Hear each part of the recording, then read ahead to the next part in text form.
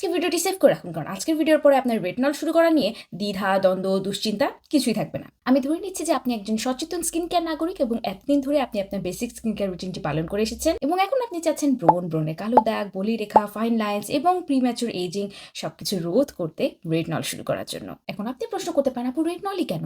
Retinol শুনেছি খুবই শক্তিশালী, রেটিনল শুনেছি খুবই কাজের, আপনি নাকি অ্যাডাপ্লেন ব্যবহার করেছেন। হ্যাঁ, কিন্তু এগুলো আপনার জন্য না, আপনি বিগিনার, তাই আপনার জন্য শুধু রেটিনল। আপনার কথা ঠিক আছে, এরা সবাই একই পরিবারের সদস্য, কিন্তু এক মায়ের সব সন্তান যেমন সমান হয় না, তাই এরা সবাই ভিটামিন এ ডেরিভেটিভ হলেও এদের ভিন্ন ভিন্ন কাজ আছে এবং এদের ব্যবহার করতে চাইলেও আপনার রেটিনল দিয়েই শুরু করতে হবে। এখন এই রেটিনলের মধ্যেও কিন্তু আপনার বাছাই করতে হবে বিগিনার ফ্রেন্ডলি রেটিনল। আমি জানি অনেকে কনফিউজ হয়ে যান, কই রেটিনল পারমিটেড, কোথায় দেখবো আমি পার্সেন্টেজ, এত কিছু বুঝি না। তাহলে আপনার জন্য একটা সহজ সমাধান হলো এরকম একটা রেটিনল প্রোডাক্ট বেছে নাও যাতে লেখাই আছে ফর বিগিনার্স এবং বড় বড় করে এখানে দেওয়া আছে পার্সেন্টেজ। সেটা হলো রেটিনল 0.08% এবং বাকচুয়াল 1%, যেটা পারফেক্ট বিগিনারদের জন্য। আমরা পেয়ে গেলাম প্রোডাক্টও। এখন আমরা স্কিন কেয়ার রুটিন সাজাবো। একদম শুরুতে আমরা ব্যবহার করবো 2 দিন করে। সেটাকে আপনি সপ্তাহে এভাবে সাজাতে পারেন যেন 2 দিনের মধ্যে ভালো গ্যাপ থাকে। এই 2 দিনে আপনি রেটিনল ব্যবহার করবেন শুধুমাত্র রাতের বেলায়। একদম পরিষ্কার মুখে মুখ ক্লেন্সার দিয়ে ধুয়ে নেওয়ার পরে ভালো মতো শুকিয়ে যাওয়া পর্যন্ত অপেক্ষা করবেন। হ্যাঁ, রেটিনল ব্যবহার করতে হবে একদম শুষ্ক ত্বকে। নিয়ে নেবেন মোটর দানা আকৃতির মতো, যেমন আমি দেখিয়ে দিচ্ছি, এতটুকুই যথেষ্ট।